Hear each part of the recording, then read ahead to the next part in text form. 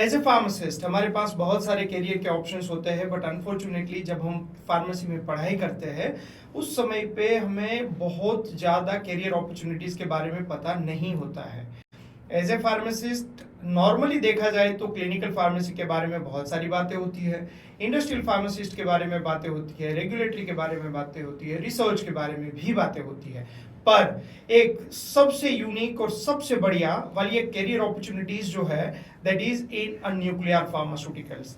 वो बहुत सारे मतलब it's about 95-98% of the students are not aware about the opportunities in the field of nuclear pharmaceutical. तो आज के इस पॉडकास्ट में हम बात करेंगे न्यूक्लियर फार्मास्यूटिकल के बारे में। और न्यूक्लियर फार्मास्यूटिकल के बारे में हम जो बात करने वाले हैं वो एक बहुत ही जाने माने न्यूक्लियर टेक्नोलॉजिस्ट हैं और वो अभी कनाडा में प्रैक्टिस कर रहे हैं। He is working as a nuclear pharmaceutical technologist. तो हमारे फ्रेंड, हमारा मित्र, हमारा जो previous students, name is Nirav Vyas. Welcome Nirav to Pharma Vision, and thank you very much for giving us an respect to join this podcast and giving your valuable insights about the nuclear pharmaceutical and the first-hand experience you are going to share with the students, so the students are going to make some informed decision about their career and they can build a bright future in the field of nuclear pharmaceutical. तो थोड़ी सी बात मैं आपको बता दूं नीरव के बारे में। Nirav he has done his bachelor of pharmacy from India. After that he went to Canada. He has completed his study from Canada, and since then he has started his career in the field of nuclear pharmaceuticals. And nuclear pharmaceuticals mein gradually he has started from the very basic level, and now he is reached at the very high position in pharmaceutical industry. He is ये professionally तो बहुत कुछ achieve कर चुके हैं, पर सबसे अच्छी बात है कि he is a very good friend of mine and बहुत अच्छे इंसान है, बहुत ही हेल्पफुल है और हमेशा ये हेल्प करने के लिए रेडी रहते हैं। तो आज की पॉडकास्ट की शुरुआत करते हैं। ओके नीरव, तो सबसे पहले आप स्टूडेंट्स को ये बताइए कि न्यूक्लियर फार्मास्यूटिकल एक्चुअली होता क्या है। What is nuclear pharmaceuticals? First of all, thank you, Nitesh sir, for this great opportunity. So let's begin. Nuclear pharmaceutical is the actually a pharmaceutical similar to the other pharmaceutical branches. This is also a pharmaceutical branch where they use the nuclear isotope. They compound it with the regular pharmaceutical protein and create a nuclear medicine. Okay, तो जैसे जो normal वाली हमारी pharmaceutical industries होती है वैसी ही industry है, पर यहाँ पे जो डोजेस फॉर्म का जो फॉर्म है वो रेडियो फार्मास्यूटिकल्स के फॉर्म में है, वहाँ पे conventional pharmaceuticals. That is correct. अच्छा, Exactly. ओके। तो रेडियो फार्मास्यूटिकल्स प्रोडक्ट का यूज मेडिकल साइंस में कहाँ कहाँ पे होता है? रेडियो फार्मास्यूटिकल्स का यूज़ मेनली 3 जगहों पे होता है। एक तो diagnostic, as a diagnostic agent, as a therapeutic agent, and also as a like any chronic disease को मेंटेन करने के लिए they use as radio pharmaceuticals.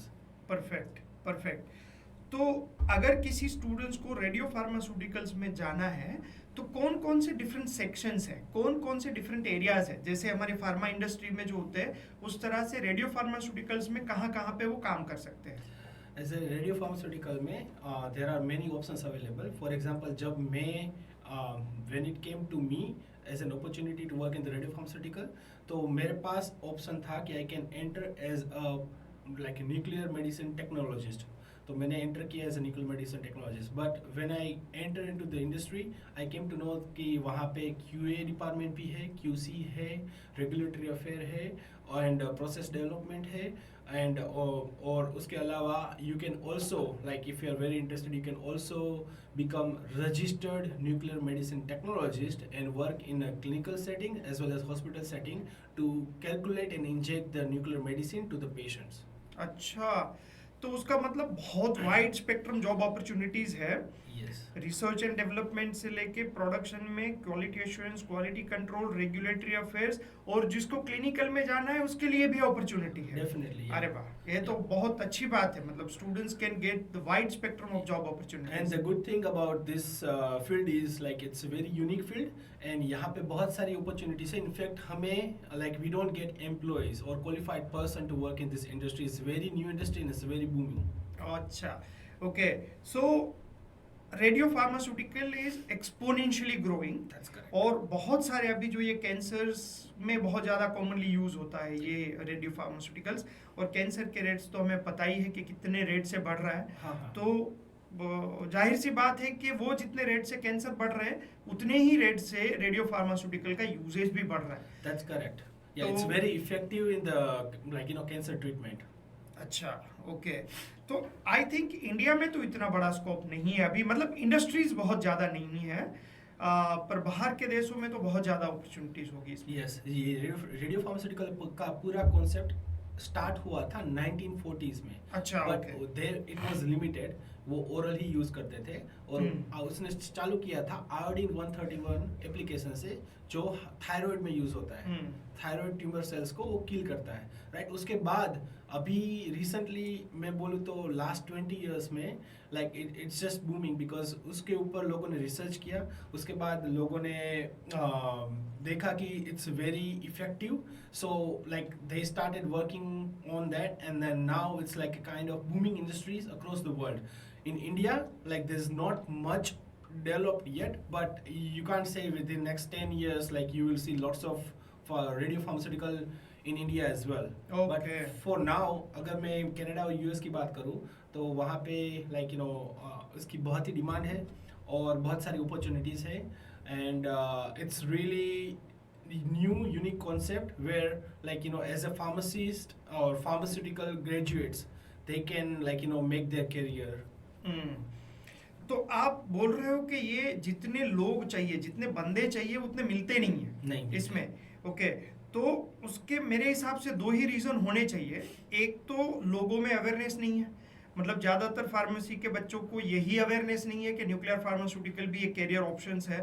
और दूसरा, अगर किसी को पता है तो उसके दिमाग में बहुत बड़ा डर होता है कि रेडियो फार्मास्यूटिकल्स में जाएंगे तो बहुत डैमेज होगा और कैंसर होने की संभावनाएं बढ़ जाएंगी, ये होगा। तो रियल में ये मीथ है या ये कितने हद तक ये सही है कि रेडियो फार्मास्यूटिकल में काम करना बहुत ही डेंजर है? आपने एग्जैक्टली सही बोला. Usually most of the people when they graduate, even they pursue the education like you know in the foreign country, once they graduate they want to go to ordinary pharmaceutical settings. Any like you know solid dosage form या IV dosage form, right? ये concept पूरा नया है. So even like any opportunity come across their like you know mind or sight, like they will most of the time they will neglect. There are two reasons, as you said, like one is like people are unaware and दूसरा reason ये है कि लोगों में डर रहता है कि ये न्यूक्लियर आइसोटोप्स, जैसे ही न्यूक्लियर आता है तो लोगों में डर रहता है कि okay we will get the cancer, used mainly for the cancer treatment, but to be honest it's very safe and secure. I am working in this industry like more than 5-6 years and I haven't like you know come across any single incident within my group or within the company, or I haven't heard that you know due to radiation anybody got like you know damage or anybody got cancer, right? It's actually very safe. और जो भी companies ये like जो भी companies होती है they have a greatest safety measure. They use unique like you know devices to handle the nuclear isotope. वो जो हमारे रेगुलर लिमिट है उससे भी बहुत ही कम लिमिट में हम एक्सपोज होते हैं वहाँ पे. So it's completely safe and there is no harm. जैसे एक बोला जाता है ना कि रेडियो फार्मास्यूटिकल्स का फार्मास्यूटिकल एप्लीकेशंस तो अभी आई है, पर ये radio active substance primarily use for the various other purposes, like वो बॉम्ब बनाने में यूज होते थे, इलेक्ट्रिसिटी प्रोडक्शन में भी बहुत जगह पे यूज होते हैं. तो इसकी वाइड वेराइटी ऑफ यूजेज है. पर अभी इसमें स्कोप कैसा लग रहा है आपको? रेडियो फार्मास्यूटिकल कंपनी आगे जाके इसमें बहुत बड़े स्कोप्स है, जो नई नई अपॉर्चुनिटीज ओपन हो रही है, नए नए डिजीज को कंट्रोल करने की कुछ रिसर्च अभी चल रही है ये फील्ड में। आने वाला फ्यूचर आपको कैसा लग रहा है? देखो, इसमें ऐसा है कि अभी जो सारे रेडियो फार्मास्यूटिकल्स कंपनी है वो अभी रिसर्च कर रहे हैं। वंस वो रिसर्च खत्म हो जाएगी, उन लोगों का क्लिनिकल ट्रायल खत्म हो जाएगा, then they will move forward clinical production. जब ये क्लिनिकल प्रोडक्शन होगा उसमें दो तरह की चीज़ें होगी। First of all, right now the medication is very expensive, so only certain class of people जहाँ पे गवर्नमेंट सपोर्ट करती है वो स्पेशल केसेस में ही like it's possible to get the medication. But once it become commercial and it's readily available, like उसके बाद ये क्या होगा कि उसकी डिमांड भी बढ़ेगी, प्रोडक्शन भी बढ़ेगा, और ये लाइक टर्मिनल कैंसर को भी हील करता है। Perfect. So that's why like people are more like और यहाँ पे यूएस की, कनाडा की बात करूँ तो every like 1% in every 10% will get a cancer or they have cancer, and nowadays cancer is like more common disease.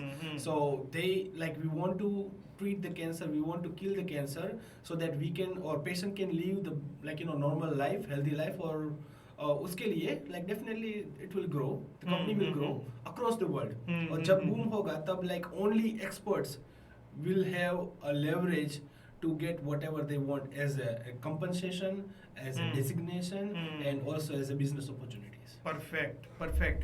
तो उसका मतलब है कि रेडियो फार्मास्यूटिकल्स अभी ग्रो कर रहा है और रिसर्च बहुत सारे चल रहे हैं। तो ये जैसे ही रिसर्च होगा, अभी जैसे बहुत लिमिटेड प्लेयर्स है मार्केट में, तो प्रोडक्ट भी बहुत एक्सपेंसिव है। तो एक्सपेंसिव प्रोडक्ट होने की वजह से लोगों की अफोर्डेबिलिटी नहीं है। अगर ये लोगों की अफोर्डेबिलिटी बढ़ेगी तो एक्सेस बढ़ेगा, मार्केट बढ़ेगा तो ऑटोमेटिकली ग्रोथ भी बढ़ेगा। तो परफेक्ट। इसमें जनरली जो स्पेसिफिसिटी होती है कैंसर की मैनेजमेंट या तो कैंसर के ट्रीटमेंट में, specificity is the key.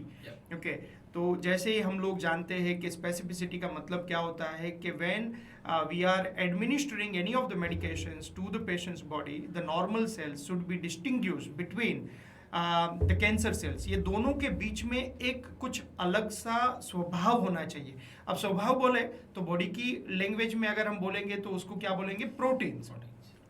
Certain unique kind of proteins are present in the cancer cells, and we are trying to identify those kind of cancer proteins, and we can treat those the protein, उसके against में हम radioactive substance को बनाते हैं। ये मेरी एक मोटी सी एज ए क्लिनिकल फार्मासिस्ट जो मेरी समझ है वो इस तरह से कुछ होता है। तो इसमें आप कुछ एड ऑन करना चाहोगे कि ये ऐसी ही मैकेनिज्म से रेडियो फार्मास्यूटिकल रिसर्च या तो काम होता है? हाँ, आपने एकदम सही बोला। मार्केट में there are millions like thousands kind of nuclear isotope available, but only certain nuclear isotopes used for the human body.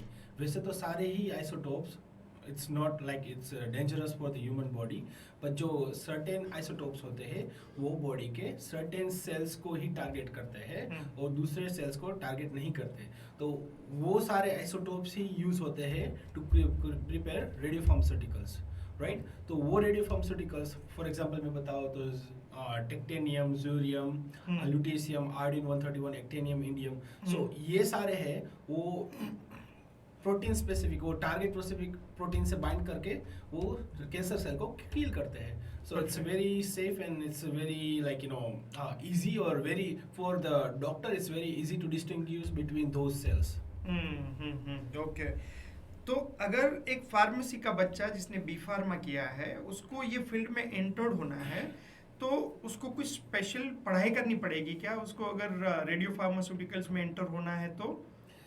हाँ, अगर कोई फार्मेसी कर रहा है, right, once the pharmacy graduate like they come in the market, right, they can start as a nuclear medicine technician. Okay. Right? So there are two different kind. That's the entry level position. That's entry level position in the industry. I'm not talking about the clinical settings or the hospital, in the industry, right? And then they start their career from there and they move like, whether they want to go afterward like, in a QA department, because they also have the QA department, QC department hai, regulatory affair bhi hai, right? And process development hai, technology transfer hai, right? तो ये सारे department है, you can choose further like where you wanna go, and when is like where do you see yourself is more suitable for you, right? So Perfect. there are different branches in the Mm. radiopharmaceutical, and it's huge, and it's like, it's kind of a sea. So you enter into this field, you will find your way. Like आपको जो interesting लगता है, you will find it in this industry, right? So you start with the technician, and then you grow. If you stuck, like, stay in the production, you go as a technologist. After your technologist, you can become a team lead. You can manage a small team, and once you become the team lead, after certain years of experience, like now you have more leverage. You can go either as a production supervisor, or you go to the process development stage, because now you have more knowledge, more experience, so you can work in the process development stage as well. And उसके बाद आपको अगर production में stick करना है, तो you can become a production manager, Mm. technology transfer manager, right? Right now I'm as a production operation manager, Wow. right? I Mm. also, like, look after the regular operation, as Mm. well as जो process development होता है, like I support their projects as well, Mm, mm, mm. right? So there are, like, there's a sky. Once you enter in this field, sky is the limit. You start with Okay. this technician level, but sky is the limit. That means B pharma के बच्चे straight ये industry में जा सकते हैं, entry level पे जाएंगे, entry level पे they can start working as a technician and gradually they can move into the next Is लेवल. it- और किसी भी सेक्शन में जाने के लिए अगर ये इंडस्ट्रियल एरिया में जाना है तो do they required any kind of special licence to get entered into the radio pharmaceutical, और लाइसेंस की रिक्वायरमेंट होती है क्या उसमें? Industry में नहीं होती, but Okay. if you want to go to the hospital settings Hmm. or the clinical, like, lab settings, clinical Hmm. research, तो उसमें एक होता है कि you have to become a registered nuclear medicine technologist. Okay. In order to do that, you have to study for 3 years, Hmm. right? It's available in the US as well as in Canada, Okay. right? So once you complete that study, you Hmm. apply for the licensing exam. Okay. Once you give the licensing exam, you can become the registered nuclear medicine technologist, Hmm. and you can work in the hospital settings where you will see the patients Hmm. with the physician, and you will Hmm. calculate the dose based on the Perfect. dose, Hmm. like, you will inject to the patients, different Hmm. patients, right? So ये एक unique ही branch है, Hmm. And इसकी requirement, like इसकी opportunities बहुत ही है. Hmm. Like, they look for the people, they cannot find people because it's very limited. Right now it's not grown yet, but it's at a limited phase. अच्छा, तो जैसे अगर हम radio pharmaceuticals को break करें दो पार्ट में, तो दो पार्ट में ब्रेक हो जाए. जैसे आपने बताया कि एक क्लियर इंडस्ट्रियल सेगमेंट है. इंडस्ट्रियल सेगमेंट में अगर आपको काम करना है, जैसे कि technician, technologist, quality assurance, quality control, regulatory affairs, you don't need any licence. But if you want to get into clinical settings, like patient को अगर आपको इंजेक्ट करना है, पेशेंट को समझाना है और रेडियो फार्मास्यूटिकल्स को हैंडल करके पेशेंट को एडमिनिस्ट्रेट करना है, in that situation you require a designation, and that designation is called a registered nuclear medicine technologist. Okay, तो उसके लिए आपको लाइसेंस लगता है. तो क्लिनिकल में जाना है तो लाइसेंस इज रिक्वायर्ड. उसके लिए आपको पढ़ाई करनी पड़ेगी. पढ़ाई करने के बाद एक लाइसेंसिंग एग्जाम लिखनी है, एंड वो लाइसेंसिंग एग्जाम लिखने के बाद आप क्लिनिकल सेटिंग्स में जा सकते हो. ओके, तो अगर कोई ये फील्ड में जाना चाहता है तो उसकी एवरेज सैलरी की स्टार्टिंग कहाँ से होती है और कहाँ तक वो पहुँच सकता है? सैलरी के पॉइंट ऑफ व्यू से अगर देखें तो कैसे, किस तरह से इसका काम होता है? As an industrial pharmacy, like, radiopharmaceutical, you can start as a, like, nuclear medicine technician. You can start, your salary will start as a $30 an hour, okay. and like, based on the experience and your position, you can grow, like, as much as you want. As I said before, like, sky is the limit. Okay. Right? And then it's very easy to earn or make $100,000 if you have 3 to 4 years of experience Wow. in this field. Great. Yeah. That means the entry level की अगर हम बात करें तो entry level as a radio pharmaceutical technologist you can start with $30 an hour. That means somewhere around about $60,000 per year. That would be your beginning salary, and that can gradually go upside. Within 3 to 4 years, you can reach to the 100,000.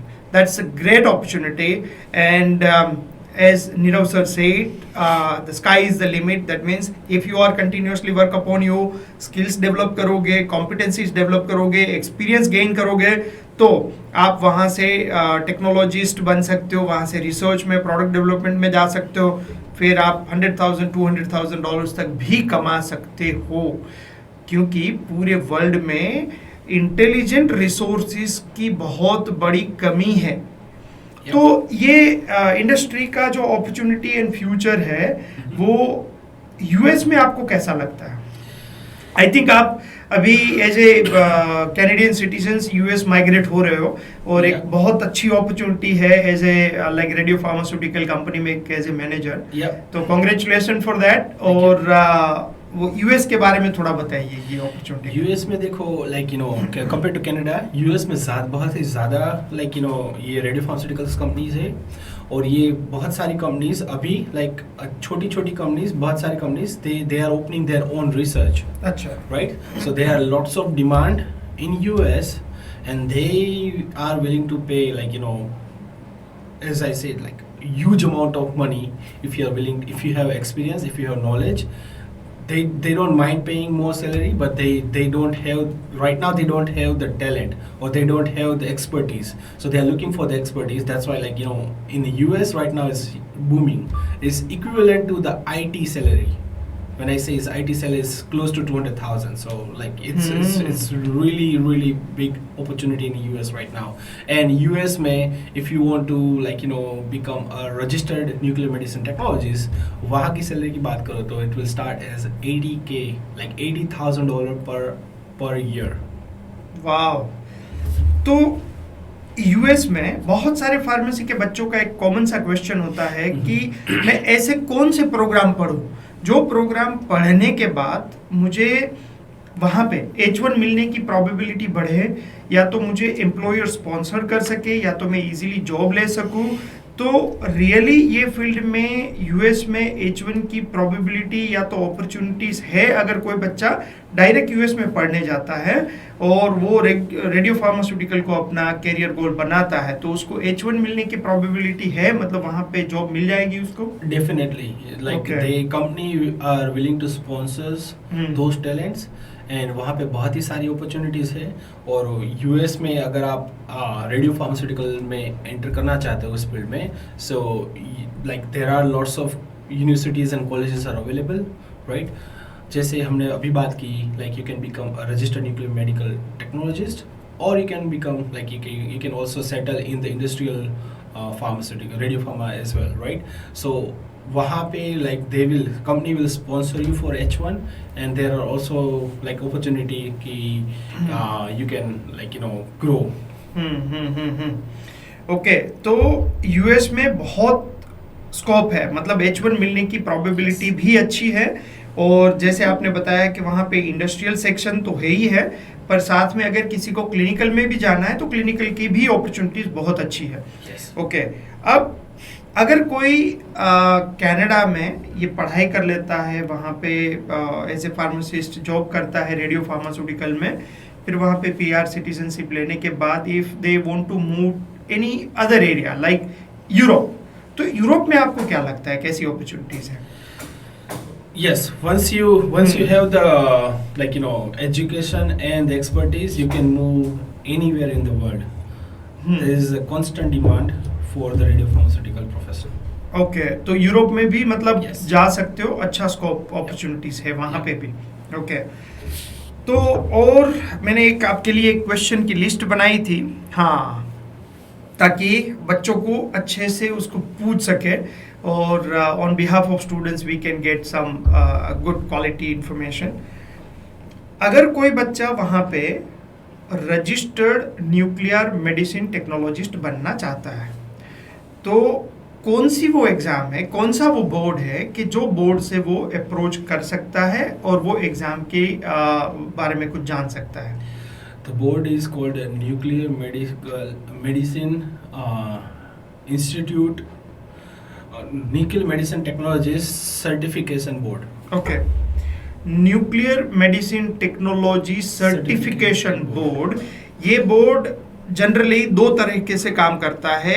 एक तो organisations जो institutes पढ़ा रही है उसको एक्रीडिएट करता है, और जो बंदे उसमें रजिस्टर्ड करना चाहते हैं उसको ये एक्रीडिएशन एग्जाम्स कंडक्ट करवाता है। तो अगर किसी बच्चे को जानना है कि कौन कौन से प्रोग्राम्स है जो NMTCB के द्वारा सर्टिफाइड है, तो उसकी वेबसाइट पर जाके यूएस की पूरी यूनिवर्सिटीज एंड कॉलेजेस का लिस्ट निकाल सकते हो और वहां से आप ये कोर्सेज के बारे में जान सकते हो। ओके, तो ये बात हो गई न्यूक्लियर फार्मास्यूटिकल्स के बारे में। इन जनरल अगर कोई बच्चा वहां पे स्टार्ट करता है पढ़ाई फार्मेसी, अगर मान लीजिए कि कोई बच्चा कनाडा गया, तो कनाडा पढ़ाई करने के बाद सीधा उसको एप्लीकेशन करना है, तो कितनी कंपनीज होगी कनाडा में जो रेडियो फार्मास्यूटिकल्स में काम करती है?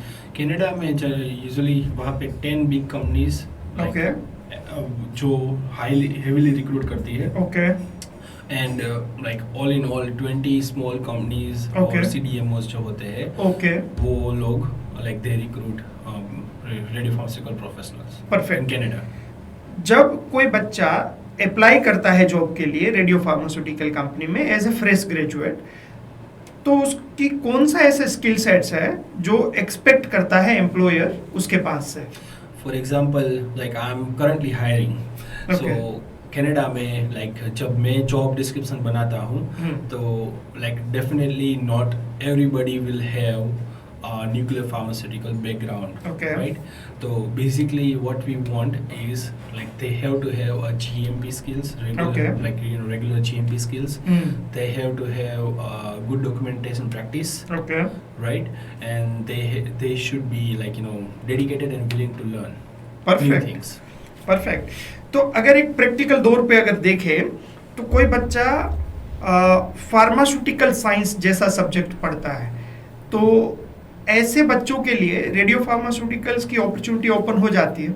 हाँ डेफिनेटली, क्योंकि जो बच्चे फार्मास्यूटिकल साइंस पढ़ते हैं उन लोगों को they have experience working in the clinical lab. वहाँ पे they use the BSc isolator, right, और they like perform different experiment, or they also develop GLP, good laboratory practice, during their study, right? And GMP, GLP and GDP, okay, those are 3 main characteristic they achieved from the college or from the education. Once they have it, like it's very, we just look at those things, we interview them and we hire them. So rest of like afterward we give them experience and we teach them how to operate the nuclear isotopes and how to work with it. तो उसका मतलब ये हुआ कि जब भी बच्चा पढ़ाई कर रहा है, अगर उसको कहीं भी अपॉर्चुनिटी मिलती है रिज्यूम बिल्डिंग की, तो उसको good manufacturing practice, good document preparation की स्किल्स, अगर इसके ऊपर थोड़ा सा काम कर ले, उसकी एक जिसको बोलते हैं हम कन्वेंशनल फॉर्मल एजुकेशन ले ले, थोड़ा सा प्रैक्टिकल एक्सपीरियंस ले ले, अपनी रिज्यूम को स्ट्रॉन्ग बना दे, तो it's not a very big deal to get into the market. मतलब उसको रेडियो फार्मास्यूटिकल में जाना उतना डिफिकल्ट नहीं रहेगा। And let me tell you one thing, it's like it's a very keen insight for all of the like students who gonna study in Canada or US, and once they study they can easily get the job. So आप जब US और Canada कोई भी university college में आप study करते हो, जो आप लेबोरेटरी में जो काम करते हो, you can show that as an experience. Wow. Because you don't have that experience before, right? So they will look for an experience, so that can be used as an experience, and definitely employer will consider that experience, and then they will give you an opportunity to go for an interview and further the job. वाह, perfect. Actually ये जो आप बोल रहे हो ना, ये Australia में नॉर्मली, ऑस्ट्रेलिया में जब भी कोई एक इंजीनियरिंग का बच्चा या तो कोई हेल्थ साइंस का बच्चा जब अपनी डॉक्यूमेंटेशन सबमिट करता है, तो एक चीज होती है कि you have to demonstrate various kind of competency standards. अब ये कॉम्पिटेंसी स्टैंडर्ड्स तो फ्रेश बच्चों ने तो कभी प्रैक्टिस लाइफ में किया नहीं होता है, तो वो कंफ्यूज हो जाते हैं कि सर ऐसा तो हमने किया नहीं है, तो how we can demonstrate those competencies. That is a great learning. That means the whatever laboratory experiments that you are performing during your study, you have to register it, you have to make it and showcase it in a proper way in your resume. And वो showcase कैसे करना है? अगर आपने एक experiment किया है तो एक्सपेरिमेंट का नाम, उसमें से आपने कौन सी ऐसी की कॉम्पिटेंसीज एंड स्किल्स एक्वायर्ड की है, तो वो अगर आप एक अच्छे से रिज्यूमे में फॉर्मेट करते हो तो that is going to be valuable and countable. That's really good insight about the resume building. Yeah, to add on to your comment, like you can also demonstrate like which kind of equipment you use in the laboratory, right? So that also they require like like gas chromatograph, GC, TLC, HPLC, right? And then hot cell isolator, BSc unit, perfect, laminar airflow hood. So ये सारे like words होते हैं. You try to put it in the resume so that you can yes. Your equipment resume handling abilities and skills. wow. तो ये चीजें बहुत ही, मतलब देखिए हम लोग जो लर्न कर रहे हैं, सीख रहे हैं, या तो जो जिसका इंटरव्यू कर रहे हैं वो कंटिन्यूअसली रिक्रूट करते हैं. ऐसा नहीं है कि हम खाली एक एकेडमिशियन से पूछ रहे हैं. मतलब Nirav sir he is recruiting actual students for their internship, for their industrial experience, actual job, ये सारी पोजीशंस के लिए रिक्रूट कर रहे हैं. तो that is really good insights about building A resume. अगर कोई बच्चा अपनी पढ़ाई ख़त्म करने के बाद, बहुत सारे ऐसे प्रोग्राम्स हैं जो प्रोग्राम का एक कंपोनेंट होता है जिसको हम कोप या तो इंडस्ट्रियल एक्सपोजर या तो इंटर्नशिप बोलते हैं. तो ये पढ़ाई करने के बाद अगर उसको रेडियो फार्मास्यूटिकल्स में जाना है तो वो जा सकता है इजीली. मतलब उसको इस तरह की पोजीशंस अवेलेबल होती है ताकि वो अपने आप को टेस्ट कर पाए कि that industry is fit for me और नॉट. तो वो इंडस्ट्री में अगर वो इंटर्नशिप के लिए जाना चाहता है तो क्या क्या पॉइंट्स उसको ध्यान रखना चाहिए?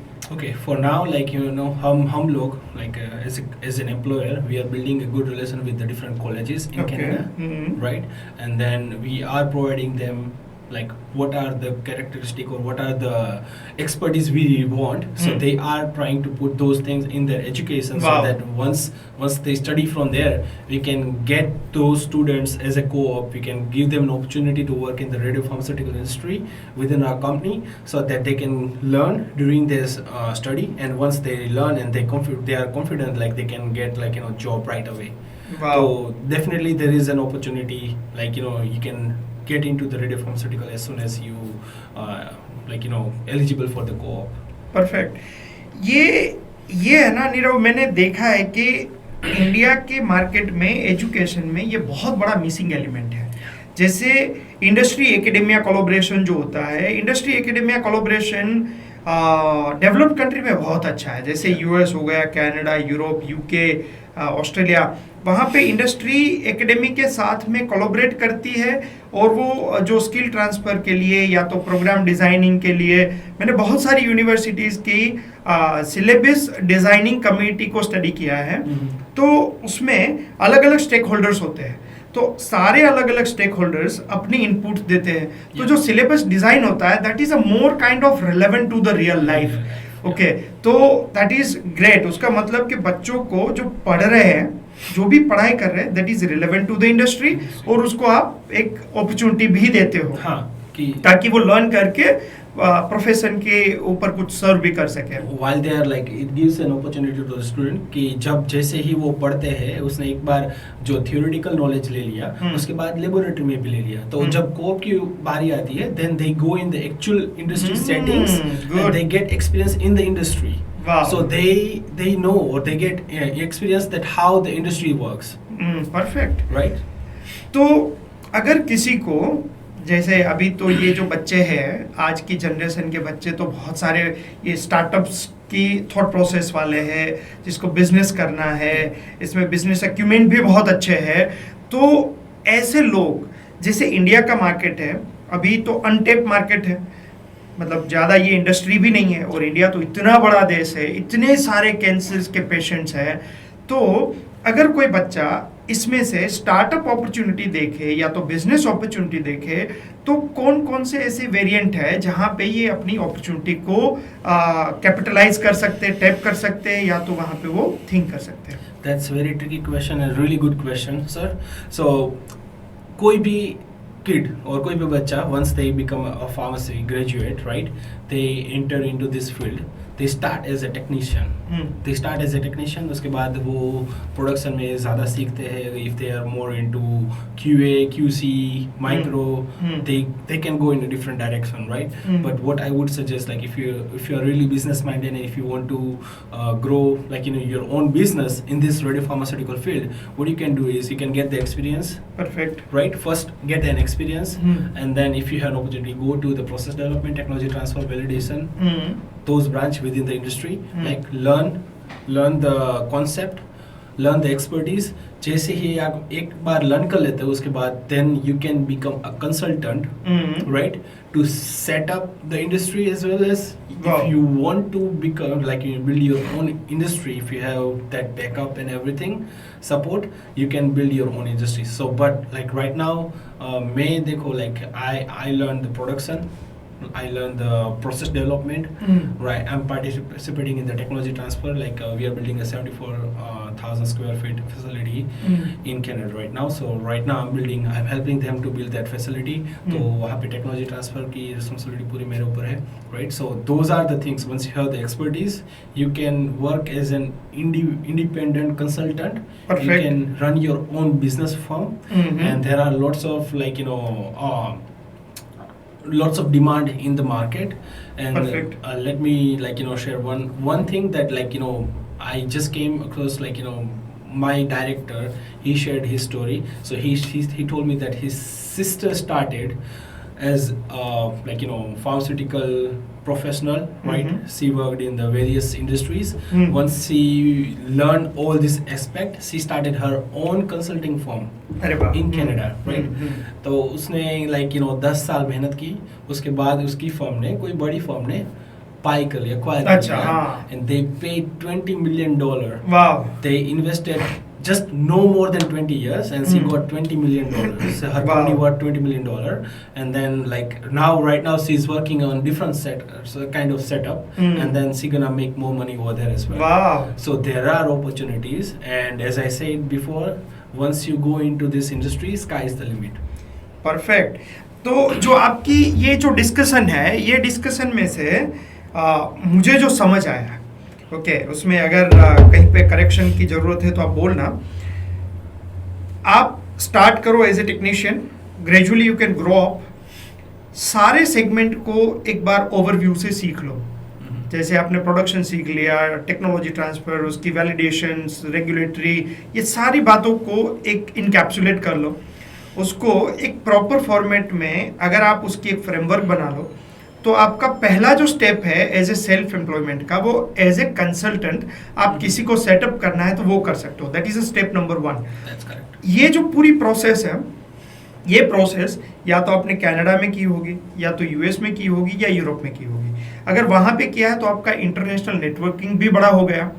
जैसे बाकी सारी इंडस्ट्रीज है जो यूएस में से इंडिया में जो आउटसोर्सिंग ऑफ बिजनेस कर रहे हैं, तो मुझे तो वहाँ पे अपॉर्चुनिटी दिख रही है कि इंडिया में अगर एक रिसर्च सेंटर या तो प्रोडक्शन सेंटर यहाँ पे बनाए, और तो काफ़ी हद तक मतलब इंडियन स्टूडेंट्स अगर बाहर जाके अपना जो contract drug manufacturing unit CDMO जैसा कुछ ऑर्गेनाइजेशन इंडिया में बनाए और बाहर की कंपनियों के लिए वो प्रोडक्शन करे और उसके स्टैंडर्ड्स को मीट करे, तो I think that is also one of the second kind of opportunities build कर सकते हैं. आपको क्या लगता है इसमें? So you go out, you get the experience, you learn what you require to learn, and then come back to your own country, and then just develop your own CDMO and work with the different like international vendors, and you'll make like tons of money, as well as you'll also get the respect from your own country. Perfect.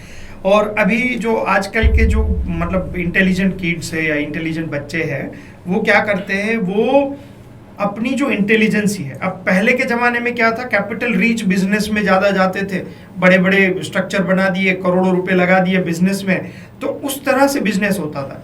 अभी आज के बच्चे जो है वो intelligent है, scientific mindset वाले हैं, तो साइंटिफिक माइंडसेट वाले बच्चे अपने एक साइंटिफिक प्रोजेक्ट के ऊपर काम करेंगे, उसमें थोड़ा सा टाइम देंगे, उसको एक पूरा स्ट्रक्चर बनाने के बाद एक स्टार्टअप करेंगे, वो स्टार्टअप करके वो बेच देते.